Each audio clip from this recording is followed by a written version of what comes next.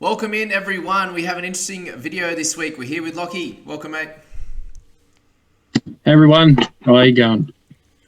It's good to have you here again. We've got a lot to go through. We've got a bunch of your questions here to start off with. We also have the stats page open. We're actually going to have a look at a few of the top teams. We can search a few guys. I might actually search Scoop's team up as well. See where he's at and some of his trades for the season. I just sprung that on him now. I didn't know that was coming. But we've got the rankings page up and we've got the stats. And you can have a look at your friends' teams. You know, guys you might, they're keeping it very quiet as to how many trades they got left for your head-to-heads. You can have a look at that as well. So we'll show you how to do that one. But we're going to kick it off with some of the questions. And Gus Bro kicks it off here. Hey, lads, quick one. Is Tohu to Yo sideways? He has 3 trades left. Church. Thoughts? Normally I'd say straight away, yeah, pretty sideways. I mean, he's been scoring pretty consistent low to mid 50s. The only thing that sort of would point it towards Yo is Fisher Harris is out suspended for a little bit, might help you a little, and just with Clear and Luai out, he has to do a lot of work and lead the team around the park anyways. There's a couple of things in Yo's favour, but I don't think it's enough of an upgrade to really warrant a trade when there's 3 trades left. Yeah, would you say most likely Gus has a couple other guys you'd trade before Tohu, even if that's like money-wise would probably be the best way to go? Would you try and maybe make an upgrade somewhere else with 3 trades left, or just hold? Yeah, completely? I think so. Yeah, if you really wanted to get Yo and wanted to trade somebody out, I guess you could look at somebody like a McInnes at that price point. Now that he's back on the bench, although you could just sit and see how he goes.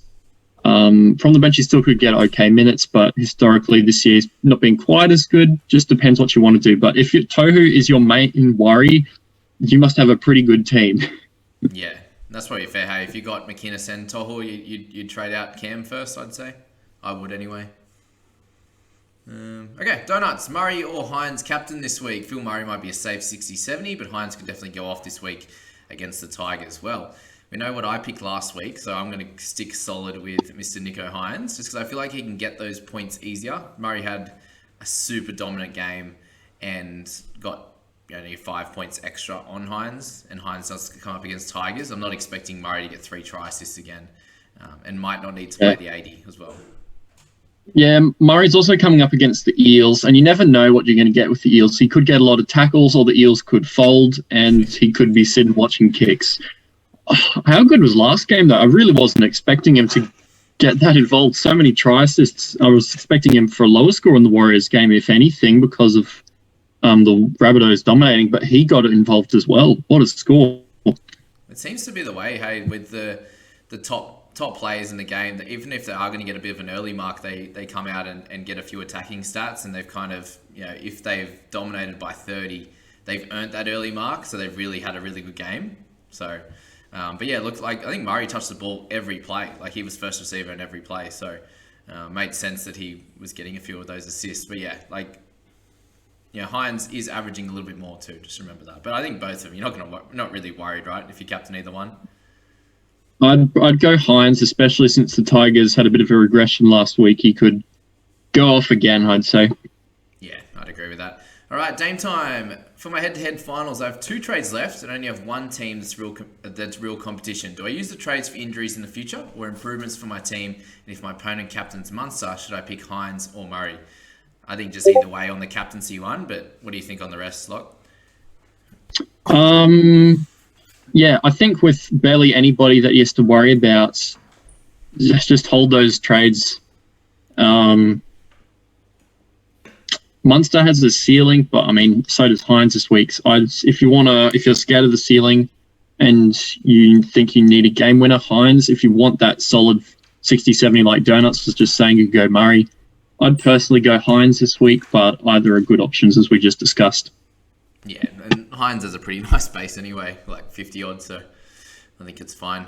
So like, is he saying that basically it's going to be the final would be where he's going to come up against that team? And if that's the case, then only make trades, a trade this week if it's necessary to have a good scoring 17. Otherwise, yeah, just hold, man. If that's your main focus being the head-to-head, then there's no point trying to chase points this week for sure. Okay, Matt Dane, we just found out about the Barnett one. NRL Physio just popped it up that he had surgery on his thumb, I believe, ligament injury. So he's going to be back potentially in round 25, so right at the end. So he's a trade if you do have trades available. Yeah, didn't show it in the team list, but just popped up then. And someone else had surgery. Who was it? I'll quickly check while we're having a talk. But just general thoughts on Dejan Arce, Mr. Lockie. Have you got his price up there? I don't have it at the moment. What's Arce? Arce is You get it?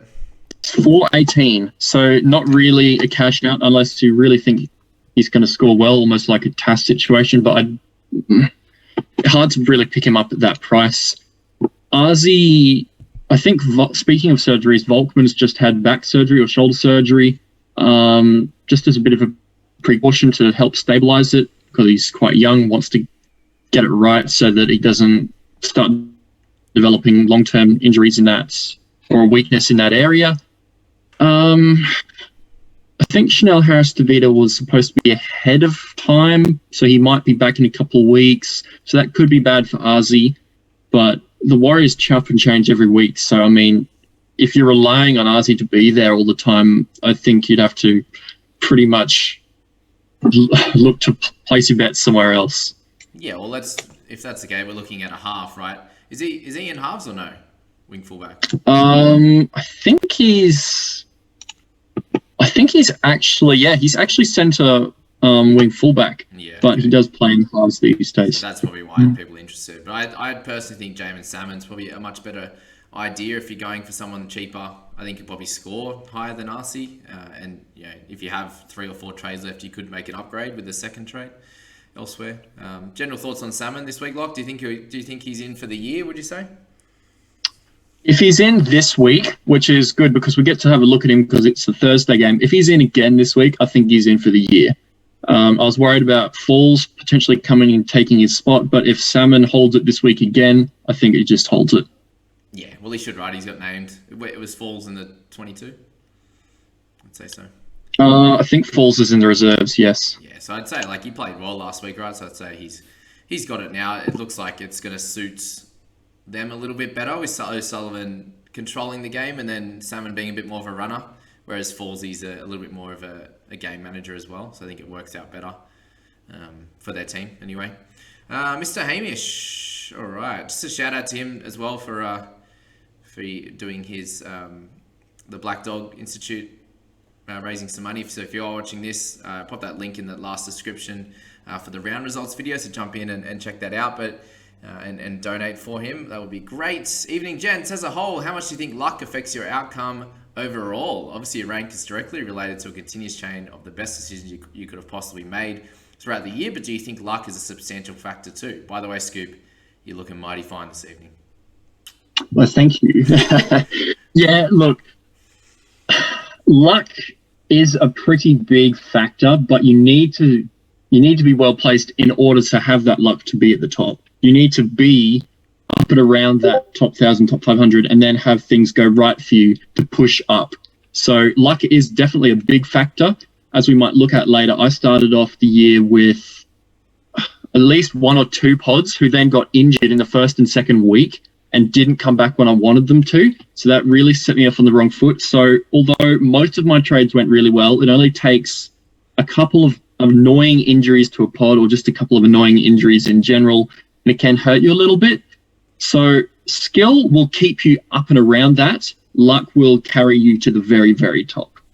Completely agree. Yeah, it's not too ridiculous. If you know what you're doing to get in the top 2,000, for example, 3,000.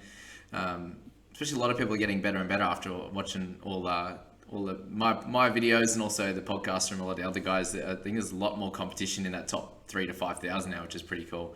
But that first team that you initially make for round 1 is going to be really key because there's a lot of times you can hold an extra bunch of trades at the start, or you're just making 1 or 2 slight upgrades, for example. Whereas if you start poorly with that first team and you have a bunch of trades to make, you're then playing catch up the whole time.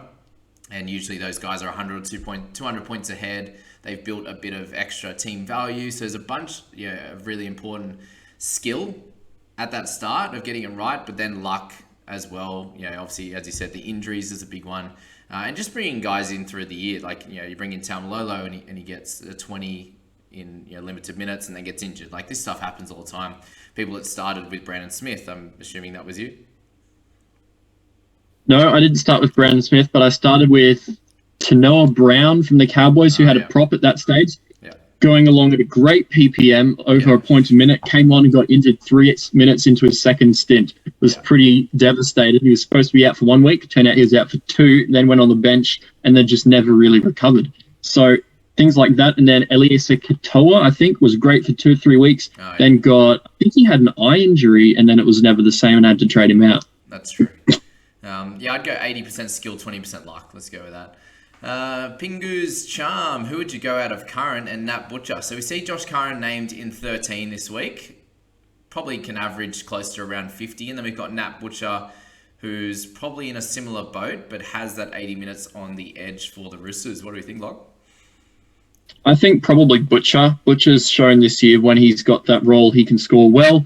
And, well, the other week we saw he can get a couple of attacking stats as well. And so we know for sure Nat Butcher can do it. Curran has done it in the past, but the Warriors pack moves around too much this year for me to be confident on Curran. I've been watching him for a couple of months, but he's never really been able to settle in one position. Some weeks he's on the edge, some weeks he's on the bench, some weeks he's a lock. It's just, you're never sure what you're going to get with pretty much most of the Warriors this year, except Tote.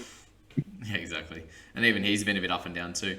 But yeah, that's the biggest thing. He got put down to the bench, and if that happens to him in the next 2 weeks, you'll be hating it. So yeah, don't do that at all with him. I would be going for Butcher for sure. You've seen Butcher, as you said, he can get some attacking stats, but he has weeks where he has 40 tackles and 100 meters. So he can get 50 in base or get 35 in base and a couple of tries. So yeah, pretty cool with that one. Keegan Harris, would you rather Cowboys to win or Teddy to go off? Or anyone who versus the Cowboys and in your fantasy team?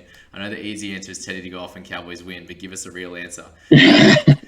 This is an interesting one for me because when fantasy has pretty much always been more important to me than the Cowboys. Now let me explain. This has always been for the fact that if I got into the Cowboys as much as majority of people are, I'll be a very, very sad man because apart from the years that they've done well, 2014 they started getting okay, 2015 winning, 2017 being good, and this year they have been a 15th or 16th team. So I'd always prefer if my player did better against my team. What about you, Locke? I think probably similar because it's hard to back the Eels to go on with it. They're like the Warriors of the top 8. They can show up and be really exciting, but they drop when they need you most. You need the most. I think this year, if they're looking strong contenders to be bundled out the second week of the finals for like the 4th time in a row or something, that's a pretty neat feat to be able to do. That's fair. Yeah, and obviously the good thing is once it gets to finals, then there's no fantasy, so you don't have to worry about that stuff. But in a game that doesn't mean too much when my team's 14th or 15th, hell yeah, I want Teddy as captain to go nuts against my team. So that's the one. But I know a lot of my friends are the complete opposite. They're like, nah, I don't care. I don't give a crap what happens to my players. So let us know in the comments, guys, where you're at on that one, if you're in the same boat. Beats, is Jaden Brayley an option in your opinion? 609k. 80-min hooker obviously had the good scores in the last couple of games. Thinking of Aaron Clark to Brayley as a straight swap. Geez, that's a tough one, that Aaron Clark. Oh, poor blokes who brought him in and then Boothie goes down. Poor bloke too, Aaron Booth. But I don't... yeah, and everyone else. You an Aaron Clark or a Booth or both? Yeah, I got on Aaron Clark. Dropped like a 45, a 30, and now he's back at hooker where he's no good for fantasy. Yeah. Are you thinking he'll get 80 minutes? I looked at the bench. There's all forwards. I feel like he has to, and Mazu. Because Tino has been playing more prop lately. Yeah. And Liu's at lock now. So I'd be interested to see where Tino moves, if he moves around a bit and Aaron Clark goes to lock for some of the time. Who would play 9? So at this stage, it's really hard to figure out. I don't know. So I feel like you could play big minutes. So it's hit and miss as to what he's going to be able to do. But we obviously don't know how many trades, that this young Beats has. So you would say it's an upgrade, right? You'd say Aaron Clark maybe can average 40 and Brayley maybe averages 50, let's just say, conservatively. So an extra, 40 points over the 4 rounds. So if you think that's worth it, maybe go for it. Yeah, I'm just pulling up his stats, and he came off a massive layoff, so he started slow naturally. Yeah. Last 2 weeks, even though it was the Bulldogs and Tigers, he got 48 and 47 tackles. And looking through 2021, where he was basically a must-have to start the year when he was cheap, that's just bog standard for him. He'll get 40s, 50s tackles, so I don't mind it, actually, if you've got a couple of trades. Yeah, I think that's completely fair. All right, our fun man Kamastay. We're going to check out his team. So he has his fun one here. Let's have a little bit of a play. I don't know if I can read this properly. Oh, whoops. All right, questions for Brown Jamie. As you can see, there is only 20 players in this team. I need your help. Who do you suggest I bring in to be an emerging star for the Cowboys? So we see here in Emergency 7, there's a gap here for a new signing, and he is hot. Who would you select, Locke? I'd select Gillum Mosby from wherever grade team he is. What's that, sorry? I'd select Gideon Gillum-Mosby from wherever he's disappeared to. What a player. I know everyone would really want Scott Minto in the team, so.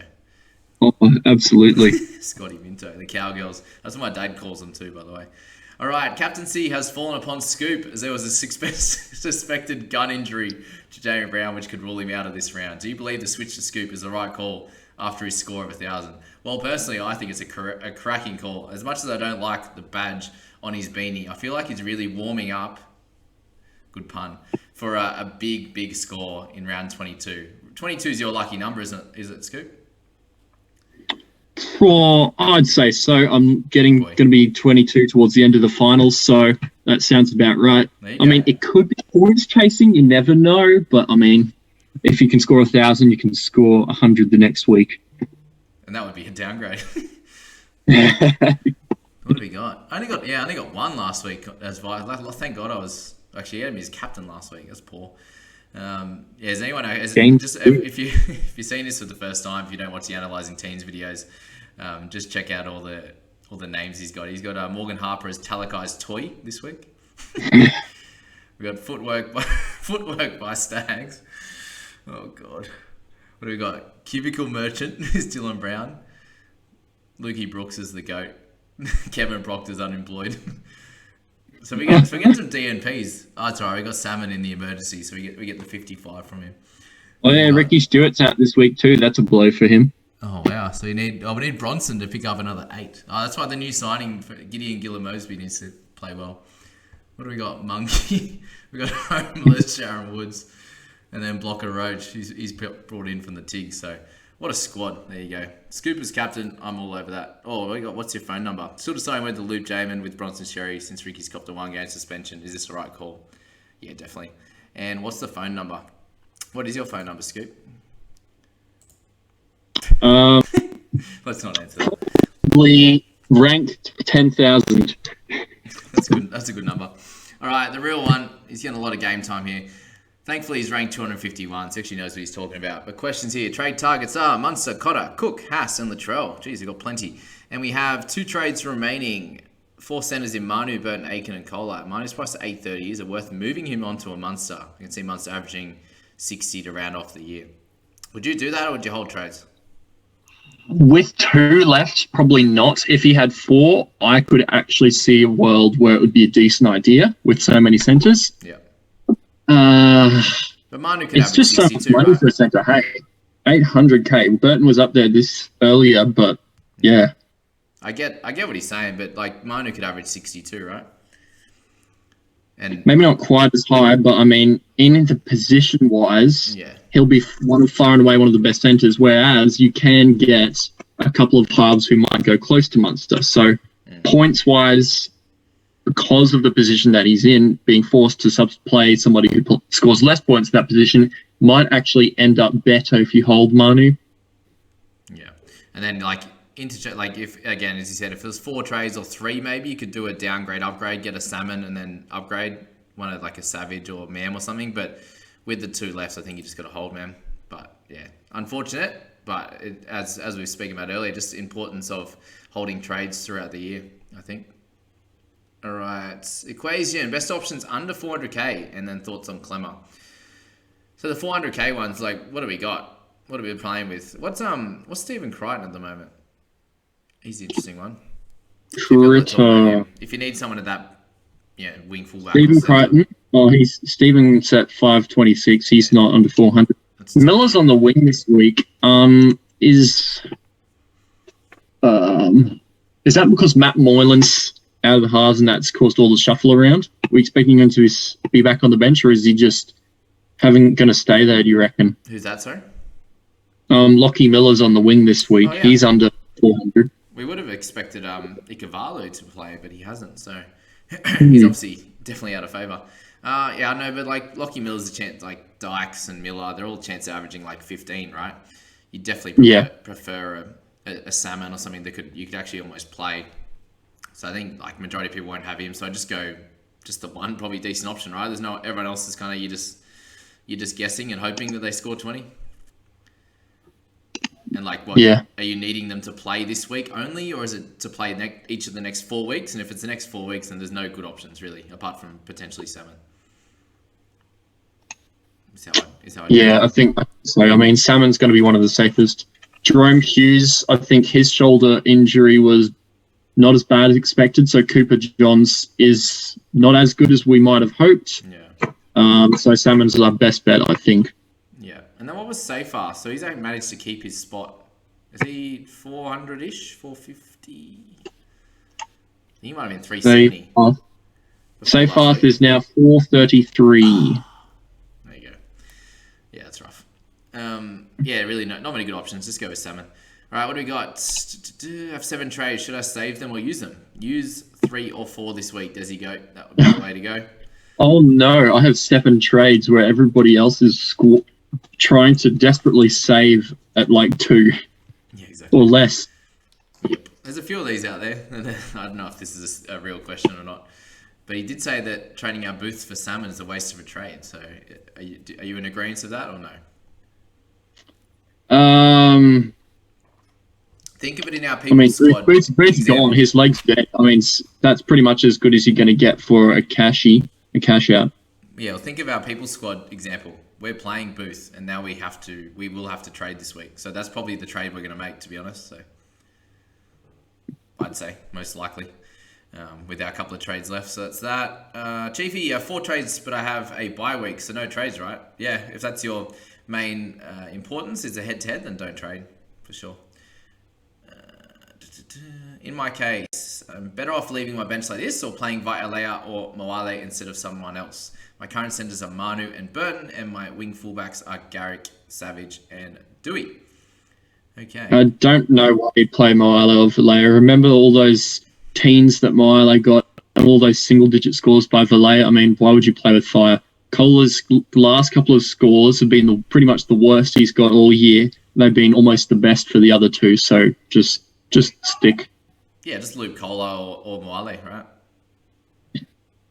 Should be fine. I haven't checked the positioning of games, but should be one of them. Warriors or Panthers should be playing slightly later in the week. All right, Discord Beast sends his team in. We'll go through that quickly, and then we'll check out a few of the other team analysis. So, all right, the most frequently asked question, who should I captain this week? I think, Hines? Hines is good. Murray's also pretty good.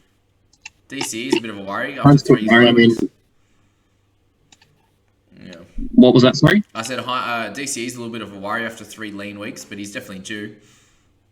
Yeah. I wouldn't put the C on him, but it'd be nice for him to get a good score. Yeah, for sure. This is Sahan. So yeah, congrats on your first 1,000 score for the season, even though it was you beat my team anyway. Should you make trades or hold this week? We're sitting with how many trades? Doesn't say. Does it say? Oh, 2 trades. Here we go. 2. There we go. What do we got? We're playing Tass. Oh, you can play Savage this week. That could be all right. The rest of it looks pretty good. Probably worth holding. I'd say so. Yeah, easy. Simple. Move along. All right. To sell Hughes for who? Awkward price, mid 500s? Yeah, Hughes is 571 now. So options like Jackson Torpenny as a half decent one, Alex Seyfarth potentially, but in terms of the halves, Salmon. I Who's the cheapest? Dylan Brown's still close to the cheapest, but after that big score, he'll have gone up a lot. Yeah. There's not a lot, hey? It's kind of... Not really. There's a bunch in that. Below about 650, 700, there's not really anybody you'd want to bring in. Yeah, they're all the guys that I want to trade out. McInnes, Lolo, those type of guys. So, yeah. A grouping of those guys that we just mentioned. That'd be it. One trade left. 261 in the bank. Trade McInnes or Tohu for Murray, leaving Pole as 17th man and 4 probable red dots for the season. Let's just say no straight out. No. The only situation you'd ever do that is if your cover is insane and 4 red dots and using the last trade is just a big no. Surely not. Too early. Do it with 2 rounds left. You could do. I'd say yes, but yeah, right now, if you had if Pole was your 18th man, you could almost say yes. I'd probably wait till next week. Let's go with that. So 3 rounds left, you can make it with a good 18. 2 rounds left, you make it and just hope. But yeah, I get what you mean. It's obviously, and then you've got head-to-head finals as well, so you'd like to save it to cover for sure. Alrighty, let's go. Rank 172. Big man Tings. We made it into the top 200. Woohoo! Lost my head-to-head prelim by 1 point. Lucky I was 4th, so I get another chance. That's good. Well, first. Jesus. Obviously, you're most likely going to lose that one, so not too bad. Screw McInnes. I sold him to Grant. I'm 10k off McInnes and Garrick to Munster and Cotter. What to do with Garrick? Should I get Munster instead of Grant? I have no hooker cover. They come up against the Titans, right? The Manly boys, so I feel like you can give him another shot. But yeah, that's a good call. You've got 1 trade left. I'd hold, man. Not too hard to work it out this week, is it? All right. Yeah, there's 2 camps. There's like 2 trades left. Which do I trade? And there's people with like 4 trades left saying, should I hold? Nobody in the middle. Yeah. Disco Beast, how do you have another chance if you lost the prelim final in your head-to-head? If you're it's top 8, so top 4 gets another chance, exactly the same as the actual NRL final. So you get a second crack at it. You just got to play every week. Whereas if you win that first one, you get the week off. So definitely helps, that's for sure. All right, that'll do for that. Let's go into some of the team analysis because there are a few goodies. All right, running out of time. That's all right. We'll get a few of these in. All right. So today, go to the ones that sent them in early, and the rest of the guys I'll catch you in another. I'll grab you in another video anyway. So, I don't know why it's doing this weird blackout thing. Is that coming on your screen too? It's slowed down the frame rate of the actual video, but it's still there for me. Okay, because the quality. All right, let's start with Invisible Cow. So, this one here, we've got Moo Moo and the Miss. How good are the names on some of these teams, eh? Overrated 342. All right, originally thinking of holding off on trades this week. However, missing out on Murray is very heartbreaking as a slowly declining ranks. That's for sure. Yeah, the majority of the people in the top have Muzz. But I suppose if you picked up Haas instead, you're hoping for him to get the 60 odds, 70 odds. That's for sure. Huge mistake 2 rounds ago when Kohler was out and picked up Suali'i for salary purposes. Yeah, okay, that's all right. He did score right last week, but yeah, you're not really wanting to rely on him, are you? Goal through the next few weeks is potentially replacing Tohu or even Garrick with the likes of Murray. Okay, so how do you do that is the question, right? Whether I should trade Kohler to a 700k player or to a centre like Aiken. Question: How do you get into a 700k player if you have 83 in the bank? How does that work? Yeah, like I think he's meaning use 2 trades. Downgrades, but like it's just not maths to get from Kohler to a 700 player. Yeah, so it'd be downgrades. I think so. I mean, you've got Paul. He's a serviceable 18th man now that Hastings is out. You could sell Suali, but who else is your cover? Not really anyone. Yeah. Maybe it's hard to see who... He's going down to like Salmon and then upgrading Kohler. But you could also hit and hope that he scores 40 plus like he was, right? This kind of happened for Penasini, remember? Where he had like 2 or 3 bad ones in a row and then got back to his 40s. So I can see that happening with Kohler, especially this week. They play last and they've got the Titans, so he could come out and score well. Like, he still played okay on the weekend. It just didn't get a lot of ball. He got that nice try, so I think that might be the play. But yeah, with 3 trades here, you could use the double and try and do that. But if you're really wanting Murray, then maybe it's a downgrade from Suali'i to a Salmon, for example, and upgrading one of those mid-range forwards, like being Tohu or something like that. Or you could just try and play Suoli'i going forward, trade out Kola to, I don't know. Couple of different options, but yeah, nothing too crazy that will stand out. All right, what do we got here? Can we see these properly? Not really, hey. We'll apply to them individually, I reckon, make it easier. All right, Ghostly, quick one on you. Looking to hold the trade for the week or make one and hold the final trade for injury suspensions. If the one trade is made, options trade out at Jackson and McInnes. Trading options are Cotter, Fafita, Dillbags, or Yo. With 2 trades left, would you make one of those trades or no?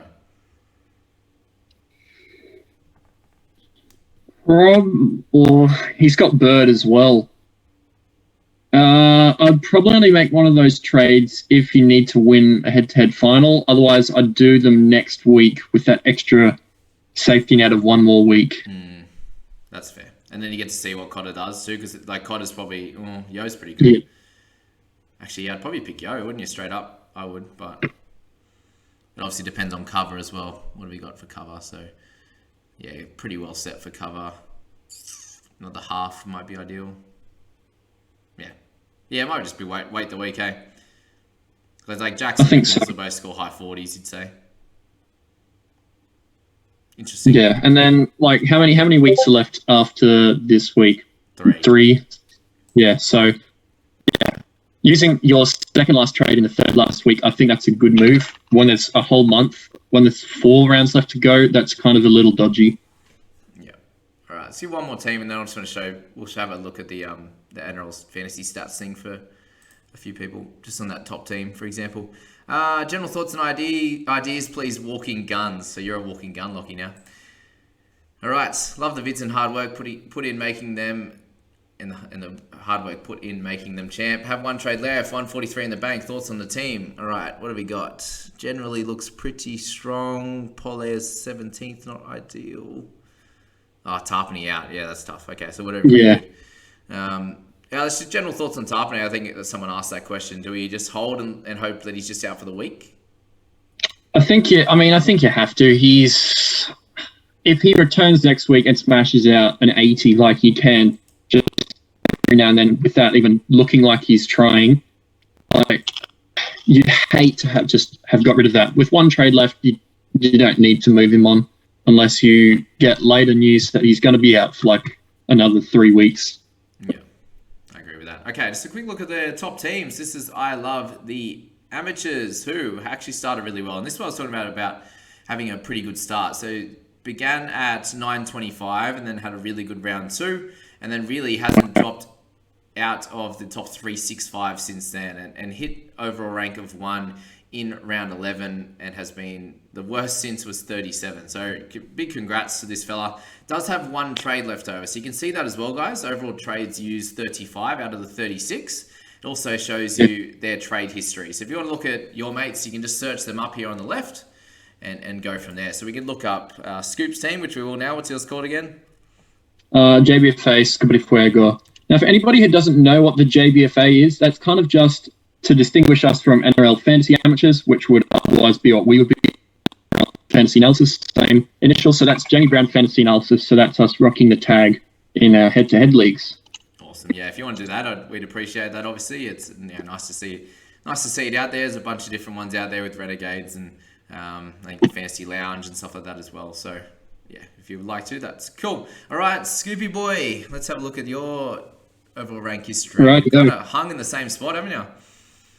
Yeah, I've made a couple of really good early trades and bombed a few pods in the middle to sort of give me a bit of a middling year, to be honest. Yeah, which is solid, right? But just you'd hope for a nice finish, get somewhere around that 1500 would be cool. And trades left, has the 1 left. Ooh. And a bit of a lower team value, right? 12.8, which is not ideal. Yeah, if with the money I'm holding, it's over 13. But yeah, I got to about 12.8, been around about round 12. And then I held way too many people who declined in value for round 17 rather than moving them on, like Nikora, as you can see in round 18. But yeah, it's been an interesting year. if we scroll back to the beginning, But even just like, sorry, quickly, this one here is a real tough one. Trading in Reed, Frizzell, bought him. and Mulatalo, for example. And if you have one Yeah, of those, that was a terrible week of trades. It turned out Mulatalo looked like he had a really soft run, had gone really well at the beginning of the year. Lots of tackle breaks, lots of meters, lots of tries, and with the Sharks draw looked amazing. But it just hasn't happened. He's been a really big liability in my team ever since. Yeah, and that was a big thing I spoke about the other day as well, was those mid-range guys or fallen guns or guys that are a little bit cheaper, where it's like, oh, I can try and, because my team value isn't incredible, I can trade them in and try and ride them up to where they should be scoring, inverted commas should be, rather than just going to a clear top gun. I'm sure you're happy when you trade in Isaiah Papali'i and these guys, you're like, oh, it's just great, I don't have to worry about them. Whereas the middle guys is kind of like you're hoping that it works, and sometimes you have to take that risk, and it shows that it obviously didn't work a few times. What do you want to mention at the top? I've got on early with a couple of guys like Thomas Starling really, really early, and Adam Elliott really early, but then also go and ruin it with some of those mid-rangers like TPJ, who pulled some good scores out, and then a couple where he did nothing. Jackson Hastings, when he was on the rise before he got injured, that nerve injury, and it just wasn't the same, especially with his kicking. And then that dreadful round 14 with Mulatalo, Marnie, and Frizzell, when Frizzell got HIA and then fell like 150k. Yeah, so it's a mixture of a few of those like mid-range pods not doing as well, and then just not starting perfectly. Look at that round 21. Sorry, this is probably my least favorite trade of the season. Dylan Brown to Aaron Clark. Ugh. Look at that. The week Moses gets injured and Dylan Brown becomes hot property after 8 weeks of 30s and 40s with 180. It was heartbreaking. And then trading in Fogs. All right, that's enough for this video, guys. We're about to run out of time. Let's all sit in Lockie Smith's misery just for a moment of silence. Next year, guys, guns and cows. Don't go for the mid-ranges. It hurts you too much. That's for sure. All right, see you, legends. Have a great day. Thank you again, Loggy. Thank you. See ya.